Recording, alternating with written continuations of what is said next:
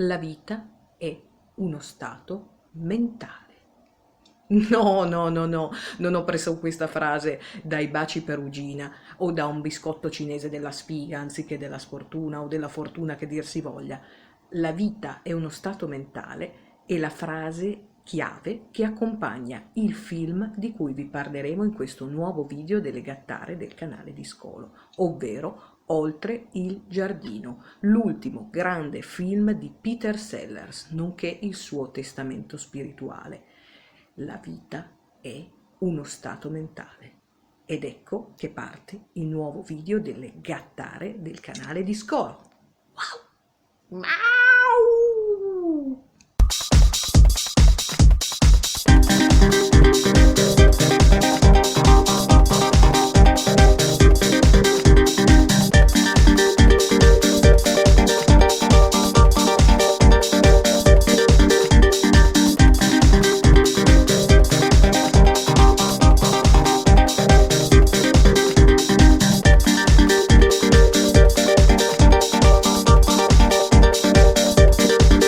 Ciao amiche, ciao amici, eccoci in un nuovo video delle gattare del canale di Scolo. Io sono Chanel e come vedete abbiamo cambiato leggermente scenario, in quanto invece di vedere il solito poster di Freddie Mercury vedete quella che è la mia postazione di montaggio e editing video. In più vedete anche qualcosina di parecchio importante sopra la mia testa che un po' vi può dare una leggerissima intuizione del mio luogo di provenienza, ma proprio leggero, leggero, leggero. Allora, come vi ho detto nell'introduzione del video, quest'oggi parleremo di un grande film di cui però si parla adesso, nel 2020, troppo poco, nonostante sia stata una pellicola assolutamente profetica. Parliamo di Oltre il giardino, un film del 1979 per la regia di Al Ashby, che spero di aver pronunciato bene, che poi se no Chantal mi cazza, che quella lei sì se sa le lingue, io giusto sono italiano e il mio dialetto di appartenenza.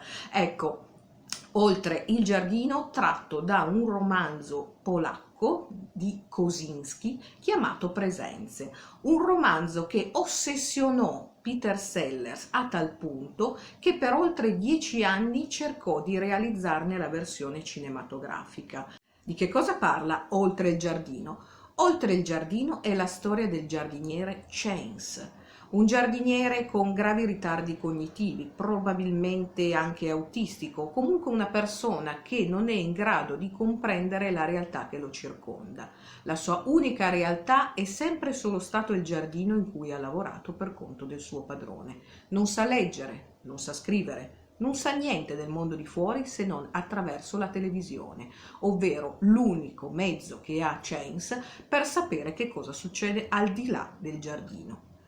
Un giorno, dopo molti anni di servizio presso il proprio padrone, il padrone di Chance muore e così Chance è costretto per la prima volta nella sua vita a lasciare il giardino, a andare oltre il giardino del titolo italiano del film e andare nel mondo esterno. Chance non ha mai visto niente nel mondo esterno, tutto ciò che sa è quello che ha visto in televisione. Tanto più che c'è una scena fortemente emblematica che vede Chance appena uscito dalla magione presso cui prestava servizio come giardiniere e incontra una gang di ragazzacci che vuole derubarlo. Lui è completamente attonito e cerca con il telecomando che si è portato via da casa di cambiare canale perché quello che sta vedendo non gli piace, ma non riesce a cogliere la differenza tra la realtà che sta vivendo in quel momento e il fatto di poter cambiare canale. Proprio in quel frangente viene investito da una macchina che ha al suo interno una signora dell'alta società interpretata dalla grandissima Shirley MacLaine. Leggermente ferito dall'incidente, il giardiniere Chance viene portato nella dimora di Shirley MacLaine, che è moglie di un importantissimo uomo politico, e da lì comincia tutto. Chance è una persona molto laconica, dice pochissime parole e tutte hanno a che fare con il giardino, nel senso che nella sua vita non ha fatto altro che fare il giardiniere, pertanto tutti i suoi pochi discorsi riguardano i germogli piuttosto dell'erba da tagliare. Tu parli con Chance e lui ti risponde con l'erba germoglierà. la gente comincia a entrare in contatto con Chance, nello specifico Shirley MacLaine e il facoltoso ed importante marito di Shirley MacLaine, un uomo molto malato ma molto molto influente nella politica statunitense, cominciano a scambiare delle battute con Chance, e Chance a qualsivoglia domanda di qualsiasi tipo risponde sempre con risposte sul giardino, appunto l'erba germoglierà, la neve sta per cadere. Anziché avere dei dubbi sul fatto che questa persona non prenda neanche un canale, per essere chiari, pensano e credono che queste battute che lui dice sul giardino siano in realtà delle profondissime metafore sul senso della vita e sull'andamento politico del paese, in questo caso l'America degli anni 70. Mano a mano che la storia va avanti, Chance entra sempre più in contatto con persone sempre più altolocate e sempre più potenti, fino ad arrivare ad avere un colloquio privato con addirittura il presidente degli Stati Uniti d'America. E anche il presidente stesso rimane colpitissimo da quello che è l'eloquio di Chance, che continua sempre e solo a parlare con metafore da giardiniere, che in realtà non sono metafore. Lui ha praticamente un po' come gira la ruota, no? Lui ha quelle 3-4 frasi che dice, tipo gli orsacchiotti Teddy Ruxpin di una volta, quelli che tiri la corda e parlava e diceva sempre quelle 3 frasi a rotazione, soltanto che queste frasi a rotazione che lui, oltre quello, non ha nella sua testa, vengono scambiate per delle perle di saggezza straordinarie, e da qui comincia il paradosso. Il film è un po' lento a partire, quindi se iniziate a vederlo non scoraggiatevi per la lentezza, perché mano a mano che va avanti la situazione diventa sempre più paradossale. Solo una persona sembra accorgersi che Chance in realtà è completamente dissociato dalla realtà, perché tutti sono assolutamente rapiti dalla saggezza di Chance, tanto più che si cominciano addirittura a fare ricerche attraverso l'FBI per capire chi è Chance. Ma Chance è sempre vissuto dentro la casa presso la quale ha fatto servizio da giardiniere, non esiste neanche un certificato di nascita, e questo fatto che non esistono documentazioni su Chance viene visto praticamente da tutti i poteri forti con cui Chance entra in contatto come una manifestazione di potere assoluto, perché sei così potente da poter cancellare tutto ciò che riguarda la tua storia. Quindi mano a mano, non vi rivelo il finale, anzi sì, ve lo rivelo il finale, perché altrimenti di cosa parliamo? Perché il finale è la cosa più emblematica che ci sia. Comunque ve la faccio breve. Chance arriva veramente a scala, fa una scalata del potere che lo fa arrivare veramente in cima ai poteri dell'America e quindi del mondo, perché parliamo degli anni 70, 1979, anni in cui veramente l'America era la potenza mondiale, anche se ovviamente adesso io parlo nel 2020 e gli equilibri di politica mondiale sono decisamente cambiati. Perché è importante vedere questo film? Innanzitutto perché è una grandissima interpretazione di Peter Sellers, e quest'anno, proprio quest'anno, c'è il quarantennale della sua morte, perché Peter Sellers morì nel 1980. Quindi per i più giovani andare assolutamente a scoprire questo grandissimo attore, che non fu soltanto comico, ma fu veramente un attore a 360 gradi, un attore che riusciva a essere camaleontico, ovvero ad ogni film cambiava pelle. In un'intervista del 1978, intervistato in una situazione paradossale da Kermit la rana del Muppet Show, Peter Sellers dichiarò che lui non aveva una personalità perché gli era stata asportata chirurgicamente. Questo per dire quanto lo stesso Peter Sellers fosse un po' dissociato dalla realtà e fosse soprattutto una maschera che cambiava ogni volta a seconda del film che interpretava, tanto più che era una sorta di trasformista. La maggior parte delle persone lo ricorda infatti come l'ispettore Clouseau, sì, l'ispettore Clouseau con i suoi innumerevoli travestimenti, perché la serie della Pantera Rosa di Blake Edwards è sicuramente la serie di film che ha portato al grande successo Peter Sellers. Ma a noi piace gattare, a me soprattutto piace ricordare Peter Sellers soprattutto per questa grande interpretazione di Chance il giardiniere in Oltre il giardino. Perché voglio ricordare Oltre il giardino? Perché credo che questo film, come ho detto all'inizio, sia profondamente profetico. perché ti fa riflettere su quello che è il potere dei media. Vi ho detto del finale di Oltre il giardino. Nel finale Chance arriva addirittura a camminare sulle acque, lasciando allo spettatore vari interrogativi. Chance è veramente il Messia?